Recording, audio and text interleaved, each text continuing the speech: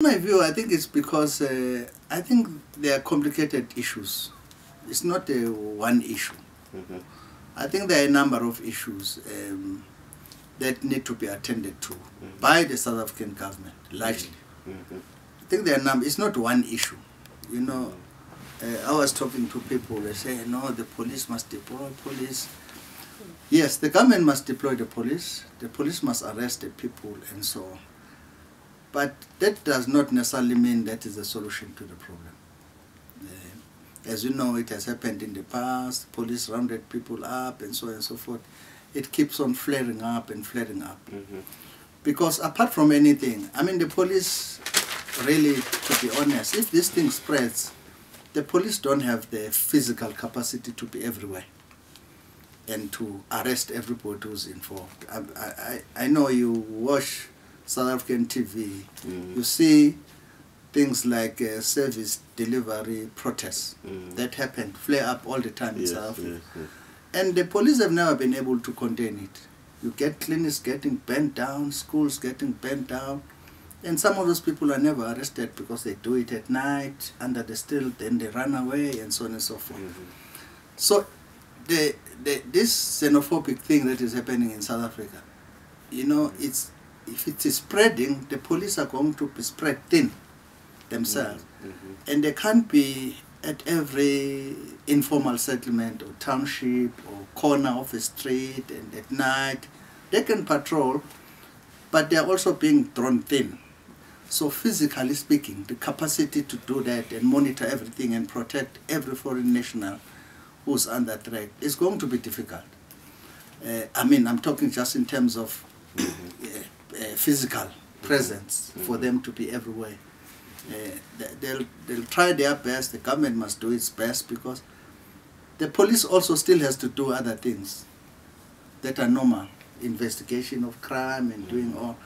Largely the police that are involved in this thing, trying to do these things, are public police, which is a small section of the police.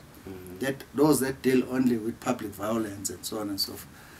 But the rest of the police still have to continue to deal with criminals and their robberies in South Africa and so on and so forth. And somebody has got to deal with that. So that's why I'm saying that deploying the police must be done vigorously, but it is not the only solution. What is the solution?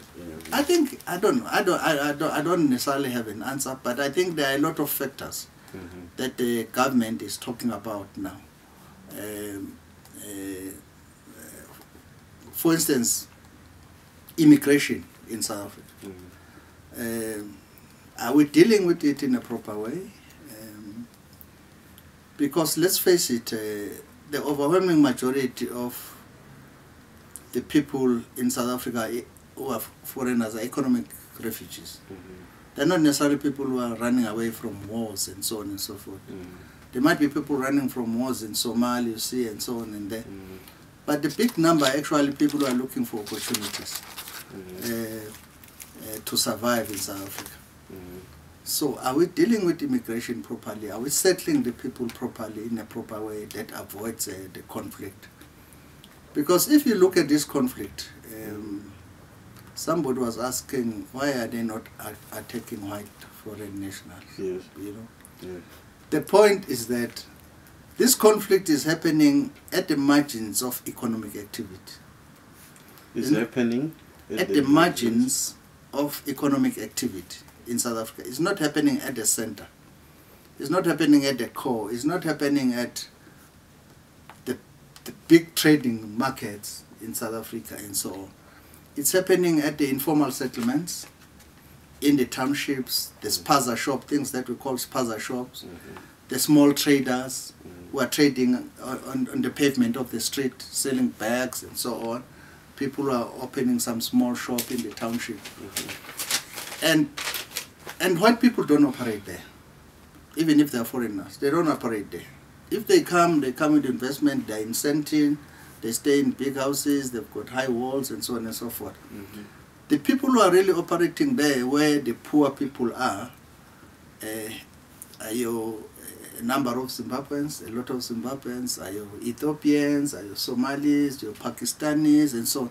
And those are the people that are there in the fringes of economic activity, where the small traders in South Africa also are trying to eke a living, are trying to make a living. Now they see these people competing with them, sometimes coming with cheaper things to sell. So it's a battle for economic opportunities.